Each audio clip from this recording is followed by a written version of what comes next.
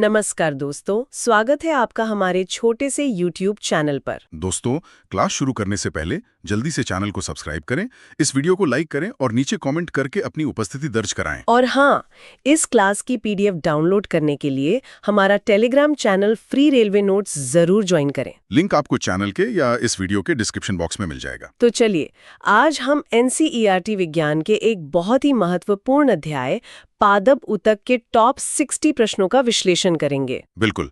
तो क्या आप तैयार हैं इस ज्ञानवर्धक सफर के लिए? मैं तो बिल्कुल तैयार हूँ। चलिए शुरू करते हैं। पहला सवाल। Question number 1.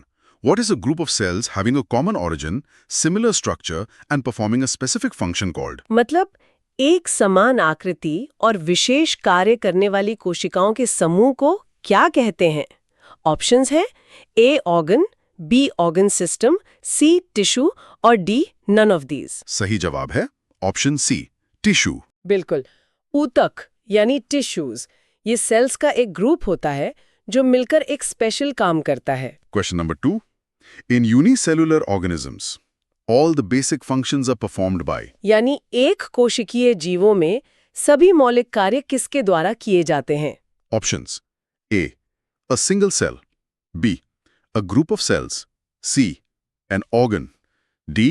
An organ system. इसका सही जवाब है option A, a single cell. हाँ, क्योंकि उनमें होती ही एक कोशिका है, तो सारे काम जैसे सांस लेना, खाना पचाना, सब कुछ वही एक सेल करती है। बिल्कुल। Question number 3. Why are most of the tissues in plants supportive? पौधों में अधिकांश ऊतक सपोर्टिव यानी सहारा देने वाले क्यों होते हैं? Options: A. Because plants are motile. Because plants are stationary. C. Both A and B. D. None of these. सही जवाब है option B, because plants are stationary. पौधे एक ही जगह पर स्थिर रहते हैं, उन्हें चलना फिरना नहीं होता, इसलिए उन्हें मजबूती और सहारे की ज्यादा जरूरत होती है। एकदम सही। Question number 4. What kind of cells do the supportive tissues of plants generally have? पौधों के सपोर्टिव ऊतकों में आमतौर पर कैसी कोशिकाएं होती हैं?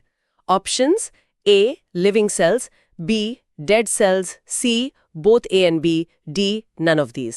सही जवाब है ऑप्शन बी, डेड सेल्स। ये बड़ा दिलचस्प है। मृत कोशिकाएं भी जिंदा पौधे को सहारा देती हैं, क्योंकि मृत कोशिकाएं भी यांत्रिक शक्ति मतलब मैकेनिकल स्ट्रेंथ प्रदान कर सकती हैं। Question number 5. How are most of the tissues in animals? जंतुओं में अधिकांश ऊतक कैसे होते हैं? Options: A living, B dead, C both A and B, D none of these. इसका सही जवाब है ऑप्शन ए, लिविंग। हाँ, क्योंकि जंतुओं को भोजन, साथी और आश्रय की तलाश में इधर-उधर घूमना पड़ता है, तो उन्हें पौधों की तुलना में ज्यादा ऊर्जा चाहिए, जो जीवित ऊतक ही दे सकते हैं। बिल्कुल। Question number 6. The growth of plants is confined to which regions? पौधों की वृद्धि किन क्षेत्रों तक सीमित होती है? Options: A certain regions, B all regions, C no specific regions, D none of these. सही जवाब है ऑप्शन ए, सर्टेन रीजन्स। हाँ, पौधों की ग्रोथ कुछ खास हिस्सों में ही होती है, जैसे जड़ और तने की नोक पर। वो हमारी तरह हर जगह से नहीं बढ़ते। चलिए अगला सवाल देखते हैं। अरे उससे पहले एक कमेंट आया है गोलू कुमार का, भोजपुरी में लिखते हैं। अच्छा, क्या लिखा है? लिखते हैं, सर जी ई प्लांट टिश्यू तो दिमाग के दही बना दहले बा, हमरा लागेला ट्रेन के इंजन हमरा से पहले ही चैप्टर समझ जाई। गोलू जी चिंता मत करिए, हम सब समझा देंगे। ट्रेन का इंजन आपसे आगे नहीं निकल पाएगा। चलिए question number 7. How is the cell growth in animals? जंतुओं में कोशिकाओं की वृद्धि कैसी होती है? Options: A uniform, B non uniform, C limited to certain regions, D none of these. सही जवाब है ऑप्शन ए, यूनिफॉर्म। हाँ, जैसा भी हमने बात की, जानवरों में ग्रोथ ज्यादातर एक समान होती है, मतलब uniform. Question number 8. Which tissues in plants have the capacity to divide? पौधों में किन ऊतकों में विभाजन की क्षमता होती है? Options: A permanent tissue, B meristematic tissue, C both A and B, D none of these. इसका सही जवाब है ऑप्शन बी, मेरिस्टेमेटिक टिश्यू। जी, विभज्योतक ऊतक या मेरिस्टेमेटिक टिश्यू ये पौधे के ग्रोथ जोन्स होते हैं, जहां कोशिकाएं लगातार डिवाइड होती रहती हैं। Question number 9. Which meristem is present at the tip of the stem and root? तने और जड़ के शीर्ष पर कौन सा विभज्योतक ऊतक मौजूद होता है? Options: A apical meristem, B lateral meristem, C intercalary meristem, D none of these. सही जवाब है option A, apical meristem. Apical मतलब सिरा या चोटी, तो ये ऊतक तने और जड़ के बिल्कुल टिप पर होता है और पौधे की लंबाई बढ़ाता है। बिल्कुल। क्वेश्चन नंबर 10, द गर्थ और thickness of the stem increases due to which tissue? तने की परिधि या मोटाई किस ऊतक के कारण बढ़ती है? Options A apical meristem, B lateral meristem, C intercalary meristem, D none of these. इसका सही जवाब है option B, lateral meristem. Lateral का मतलब होता है साइड में, हाँ तो ये ऊतक तने की मोटाई या चौड़ाई को बढ़ाता है। दोस्तों, 10 सवाल हो गए हैं। अगर आपको क्लास में मजा आ रहा है तो फटाफट वीडियो को लाइक और अपने दोस्तों के साथ शेयर कर दीजिए जो रेलवे की तैयारी कर रहे हैं। बिल्कुल, आपका एक लाइक हमें और मेहनत करने के लिए प्रेरित करता है। हाँ। चलिए अगला सवाल। Question number 11, Which tissue is present at the base of the leaves or internodes of a twig? पत्तियों के आधार या टहनी के पर्व में कौन सा ऊतक पाया जाता है? Options A apical meristem, B lateral meristem, C intercalary meristem, D none of these. सही जवाब है ऑप्शन सी, इंटरकैलरी मेरिस्टम। हाँ, ये ऊतक पर्व के पास होता है। जैसे घास में जब कोई जानवर उसे ऊपर से खा लेता है, हाँ। तो वो इसी ऊतक की वजह से फिर से बढ़ जाती है। अच्छा, ये बात है। Question number 12, what is absent in the cells of meristematic tissue? विभज्योतक ऊतक की कोशिकाओं में क्या नहीं होता है? Options A dense cytoplasm, B thin cellulose wall, C prominent nuclei, D vacuoles. सही जवाब है ऑप्शन डी, वैक्यूल्स। इन कोशिकाओं का काम है बस डिवाइड करना, कुछ स्टोर करना नहीं। वैक्यूल्स का काम होता है स्टोरेज, इसलिए वो इनमें नहीं होती। बिल्कुल सही। Question number 13, the cell wall of meristematic tissue is made up of? विभज्योतक ऊतक की कोशिका भित्ति किससे बनी होती है? Options A cellulose, B chitin, C lignin, D suberin. इसका जवाब है ऑप्शन ए, सेल्यूलोज। जी हाँ, इनकी कोशिका भित्ति पतली और सेल्यूलोज की बनी होती है। अगले प्रश्न से पहले एक और मजेदार कमेंट है सुनीता जी का। हरियाणवी में लिखती हैं। अच्छा, क्या कह रही हैं सुनीता जी? लिखती हैं, मास्टर जी, यो विभज्योतक ऊतक तो बेरानी कित जावे है। हमारे गांव में तो बस गेहूं और कपास के ऊतक देखे हैं। सुनीता जी, गेहूं और कपास में भी ये ऊतक होते हैं, बस दिखते नहीं। आज आप सब जान जाएंगी। चलिए अगला सवाल। Question number 14, what do the cells formed by the meristematic tissue form after losing their ability to divide? मतलब विभज्योतक द्वारा बनी कोशिकाएं जब विभाजन की क्षमता खो देती हैं तो वे क्या बनाती हैं? Options A meristematic tissue, B permanent tissue, C both A and B, D none of these. सही जवाब है ऑप्शन बी, परमानेंट टिश्यू। जी, जब ये कोशिकाएं बड़ी हो जाती हैं और डिवाइड करना बंद कर देती हैं, तब वे स्थायी ऊतक यानी परमानेंट टिश्यू बन जाती हैं। Question number 15, what is the process of taking up a permanent shape, size and function called? एक स्थायी रूप, आकार और कार्य को अपनाने की क्रिया को क्या कहते हैं? Options A differentiation, B dedifferentiation, C redifferentiation, D none of these. इसका सही जवाब है ऑप्शन ए, डिफरेंशिएशन। इस प्रक्रिया को विभेदीकरण या डिफरेंशिएशन कहते हैं। इसमें कोशिकाएं एक खास काम करने के लिए स्पेशलाइज हो जाती हैं। Question number 16, which is the most common simple permanent tissue found below the epidermis?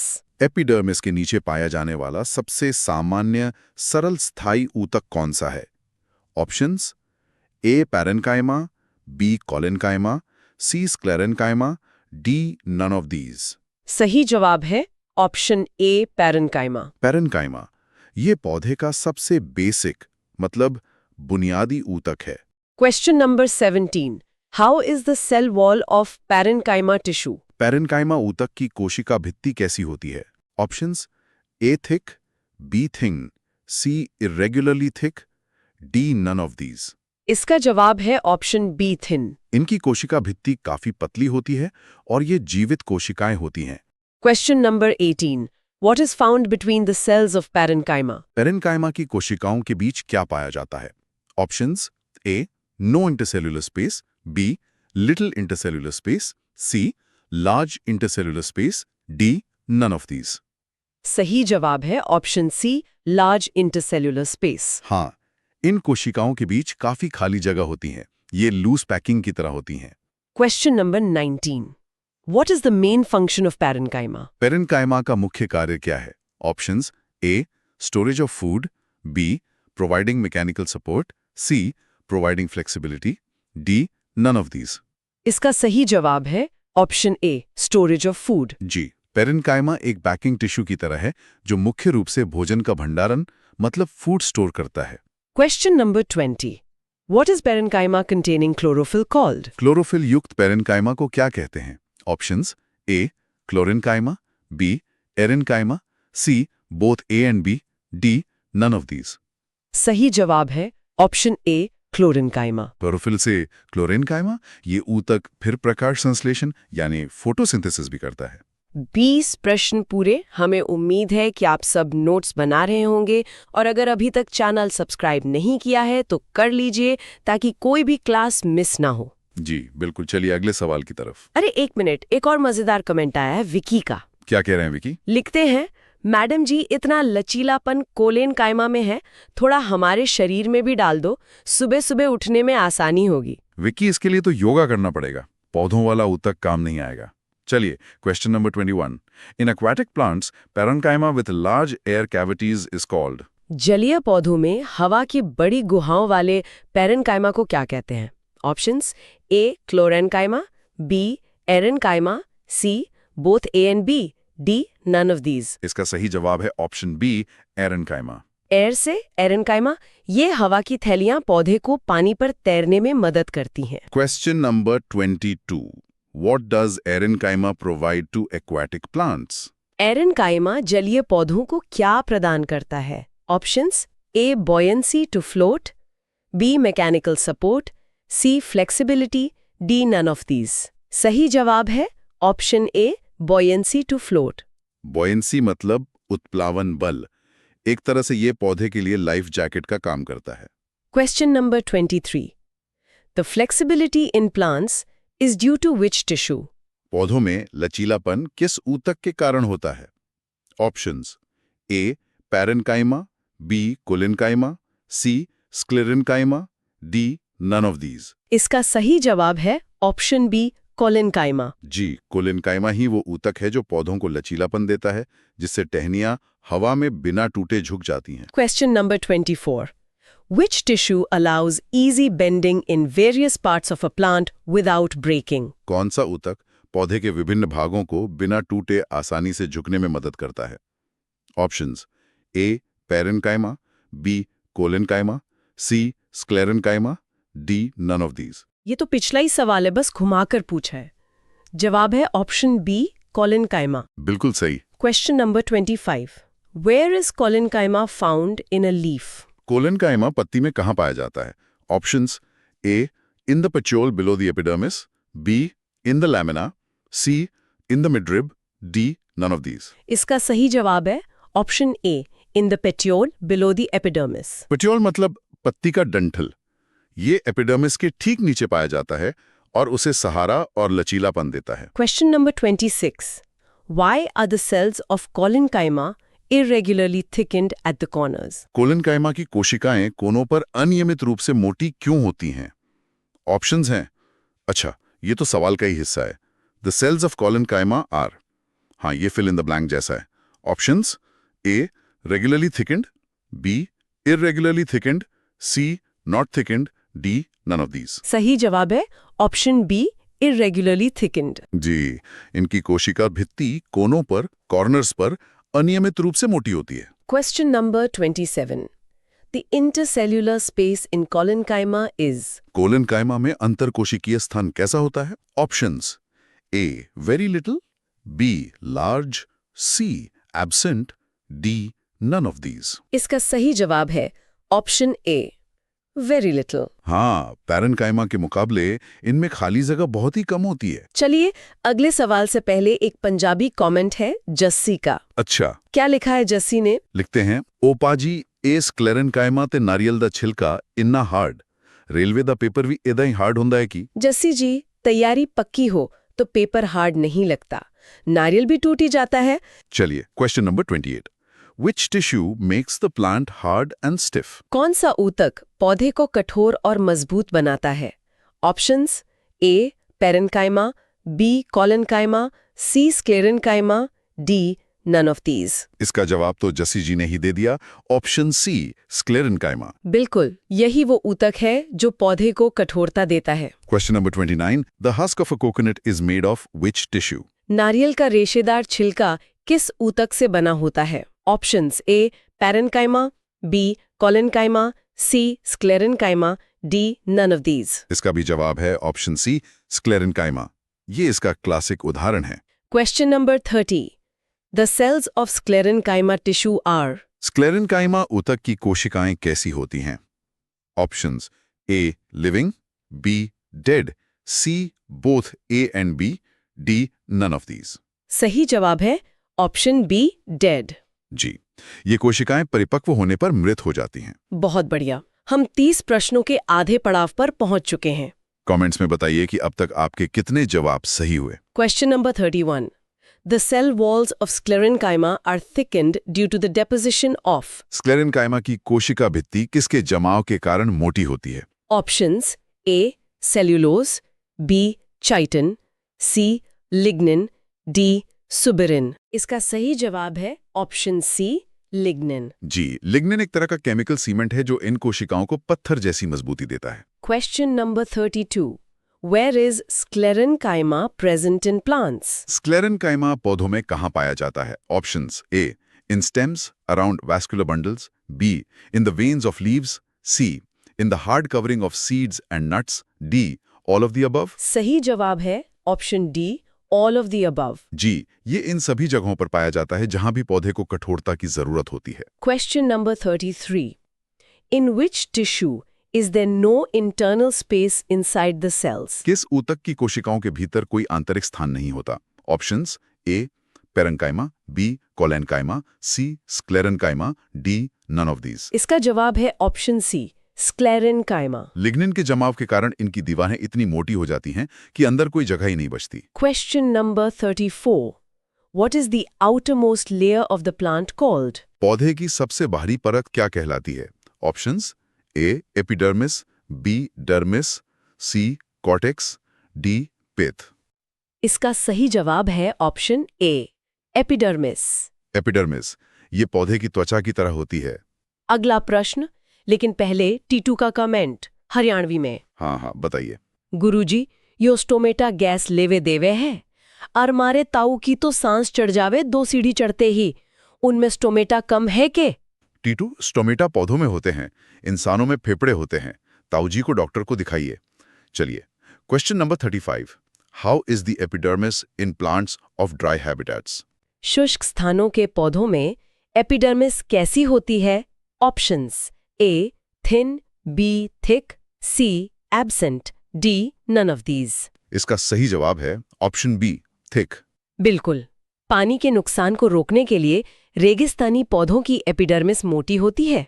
Question number 36 the epidermal cells on the aerial parts of the plant secrete what. पौधे के हवाई भागों की एपिडर्मल कोशिकाएं क्या स्रावित करती हैं?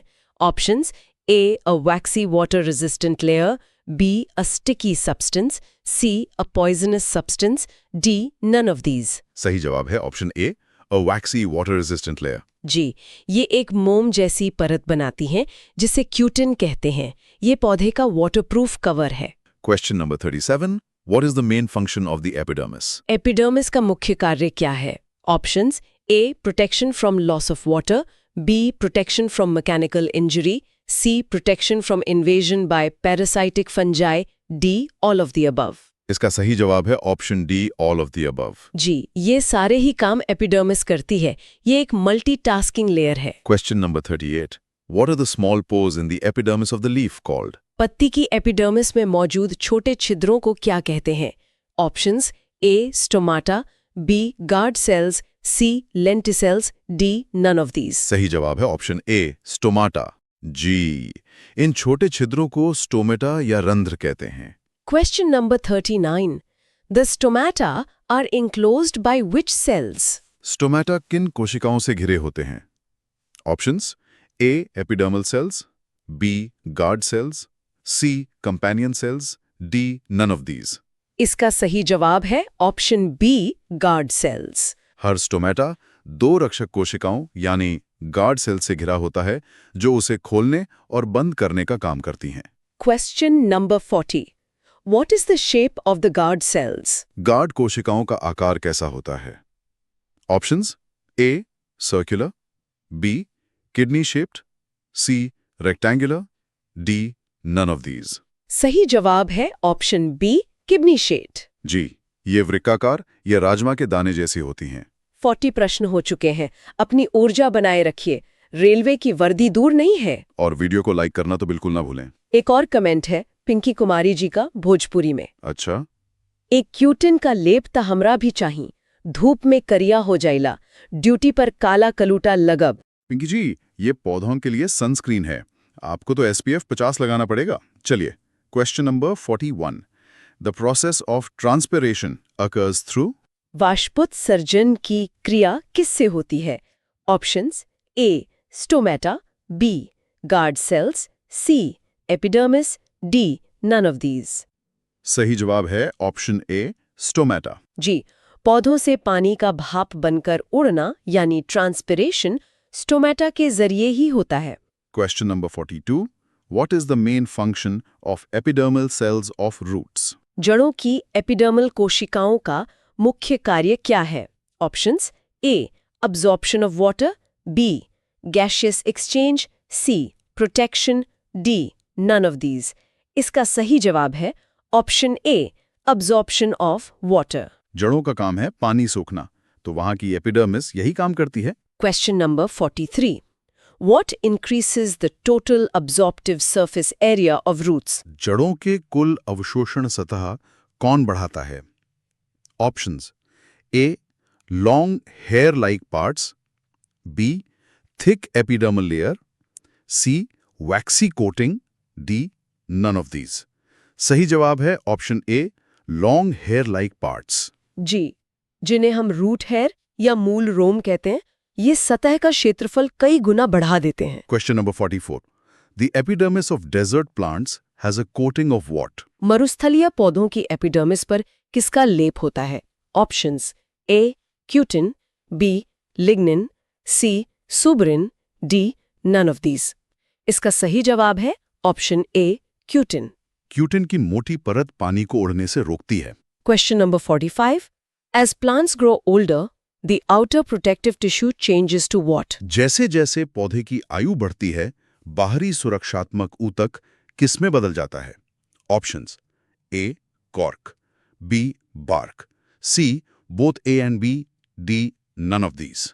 इसका सही जवाब है ऑप्शन ए कॉर्क। जी, पुरानी एपिडर्मिस की जगह कॉर्क ले लेता है, जो और भी मजबूत सुरक्षा देता है। Question number 46. The cells of cork are. Cork की कोशिकाएं कैसी होती हैं? Options: A living and compactly arranged, B dead and compactly arranged without intercellular spaces, C living with intercellular spaces, D none of these. इसका सही जवाब है option B dead and compactly arranged without intercellular spaces. ये मृत होती हैं और इनके बीच कोई खाली जगह नहीं होती। Question number 47. Which substance present in the walls of cork makes it impervious to gases and water? Cork की भित्तियों पर कौन सा अभेद्य पदार्थ होता है? Options: A cutin, B lignin, C suberin, D none of these. सही जवाब है ऑप्शन सी सुबरिन। जी, सुबेरिन की वजह से ही कॉर्क हवा और पानी को आर पार नहीं जाने देता। Question number 48। Tissues made of more than one type of cells are called. एक से अधिक प्रकार की कोशिकाओं से बने ऊतक क्या कहलाते हैं? Options: A simple permanent tissue, B complex permanent tissue, C meristematic tissue, D none of these. इसका सही जवाब है option B complex permanent tissue. जी, जटिल स्थायी ऊतक, क्योंकि इनकी बनावट जटिल होती है। अगले सवाल से पहले एक बहुत अच्छा कमेंट आया है रेलवे एस्पिरेंट के नाम से। बताइए। सर, ये जाइलम फ्लोएम तो बिल्कुल रेलवे ट्रैक जैसे हैं। एक पानी लाता है, दूसरा खाना पहुंचाता है। अपनी ट्रेन भी तो यही करती है। क्या बात है, बहुत बढ़िया एनालॉजी है, बिल्कुल सही सोचा आपने। चलिए इसी से जुड़ा अगला सवाल। Question number 49। Examples of complex permanent tissues are. जटिल स्थायी ऊतक के उदाहरण हैं। Options: A xylem, B phloem, C both A and B, D none of these. इसका सही जवाब है option C, both A and B. जी, जाइलम और फ्लोएम ये दोनों ही जटिल स्थायी ऊतक हैं। Question number 50.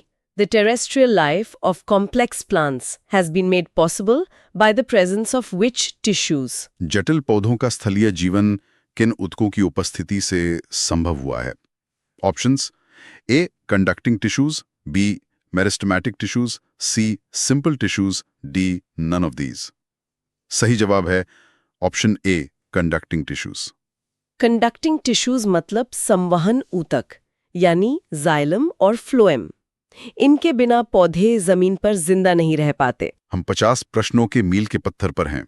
बहुत अच्छा कर रहे हैं आप सब। जो लोग अभी जुड़े हैं, चैनल को सब्सक्राइब जरूर कर लें। और question number 51, xylem consists of which elements? Xylem किन तत्वों से बना है? Options: A tracheids and vessels, B xylem parenchyma, C xylem fibres, D all of the above.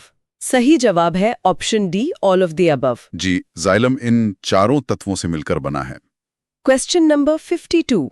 Most of the mature elements of xylem are. Xylem के अधिकांश परिपक्व तत्व कैसे होते हैं? Options: A living, B dead, C both A and B, D none of these. इसका सही जवाब है ऑप्शन बी, डेड। जैसा हमने बात की थी, जाइलम में सिर्फ जाइलम पेरेन्काइमा ही जीवित होता है, बाकी सब मृत। Question number 53। The structure of tracheids and vessels is. Tracheids और वाहिकाओं की संरचना कैसी होती है?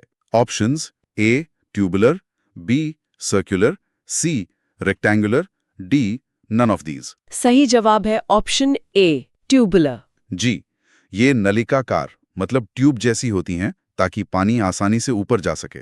Question number 54।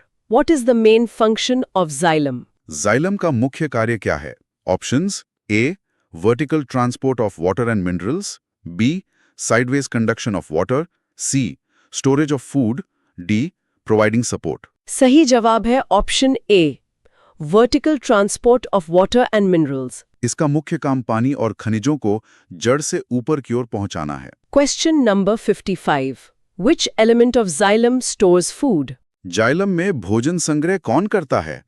Options: A tracheids, B vessels, C xylem parenchyma, D xylem fibres. सही जवाब है ऑप्शन सी, जाइलम पेरेन्काइमा। जी, ये जाइलम का एकमात्र जीवित हिस्सा है और इसका काम फूड स्टोरेज है। एक आखिरी मजेदार कमेंट सिमरन जी का पंजाबी में। हाँ जरूर। मैडम जी, चालनी नलिका सीव ट्यूब्स तो चाय वाली छलनी वर्गी लगदी है। बायोलॉजी भी किचन विचों ही पढ़ लेनी सी। सिमरन जी, विज्ञान हर जगह है, किचन में तो सबसे ज्यादा है। बहुत अच्छा ऑब्जर्वेशन है। चलिए question number 56। What is the main function of xylem fibres? Xylem fibre का मुख्य कार्य क्या है? Options: A transport of water, B storage of food, C supportive in function, D none of these. सही जवाब है option C, supportive in function. ये sclerenchyma से बने होते हैं, तो इनका मुख्य काम पौधे को सहारा देना है। Question number 57। Phloem is made up of how many types of elements? Phloem कितने प्रकार के अवयवों से बना है? ऑप्शंस: ए 4, बी 5, सी 3, डी 2। इसका सही जवाब है ऑप्शन ए 4। यहाँ पर ऑप्शन में 5 दिया है, लेकिन असल में एनसीईआरटी के अनुसार 4 मुख्य प्रकार हैं। हम ऑप्शन के हिसाब से 5 मान सकते हैं, लेकिन स्टैंडर्ड 4 हैं। बिल्कुल। चालनी नलिका, साथी कोशिकाएं, फ्लोएम पेरेन्काइमा और फ्लोएम रेशे। Question number 58। Which element of phloem has perforated walls? Phloem का कौन सा अवयव छिद्रित भित्ति वाला होता है? Options: A sieve tubes, B companion cells, C phloem fibres, D phloem parenchyma. सही जवाब है ऑप्शन ए, सीव ट्यूब्स।